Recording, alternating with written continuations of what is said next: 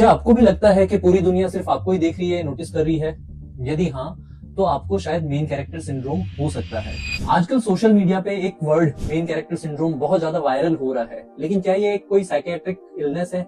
नहीं, यह एक साइकोलॉजिकल फिनोमिना है जहाँ पे इंसान को लगता है कि सारी दुनिया उसके इर्द गिर्द ही घूम रही है। इसके कुछ एक मुख्य लक्षण होते हैं, जैसे इनको लगता है कि हर जना उन्हीं को नोटिस कर रहा है, सारे जने उन्हीं के सराउंडिंग में घूम रहे हैं, या उनकी स्टोरी है जो सबसे ज्यादा इम्पोर्टेंट है। अब बात आती है कि यह होता क्यों है।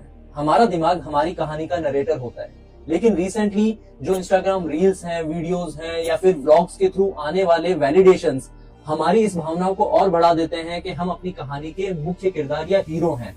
यह आपकी लाइफ को कैसे अफेक्ट करता है? इसकी वजह से छोटे क्रिटिसिज्म भी आपको पर्सनल अटैक लगने लगते हैं। आपको बार बार वैलिडेशन की रिक्वायरमेंट लगने लगती है कि जब तक कोई बोलेगा नहीं, अपने को सुकून या फिर कंफर्ट जोन नहीं मिलेगा। आपको दूसरों की फीलिंग से ज्यादा अपनी फीलिंग इंपॉर्टेंट लगती है और आप उनको इग्नोर करने लगते हैं, जिसकी वजह से आपके रिलेशनशिप में कॉन्फ्लिक्ट्स आने लगते हैं और आप लोगों से दूर होने लगते हैं। अल्टीमेटली आप अपने आप को लोगों से कंपेयर करने लगते हैं और यह चीज आपको एक ओवर थिंकिंग में ले जाती है, जिससे एंजाइटी या डिप्रेशन जैसे सिम्टम्स जनरेट होने लगते हैं। अब इस प्रॉब्लम से डील कैसे करें?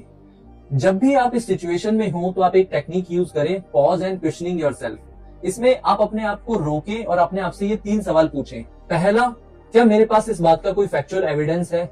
दूसरा, क्या इस बात को किसी और वे में भी एक्सप्लेन किया जा सकता है क्या?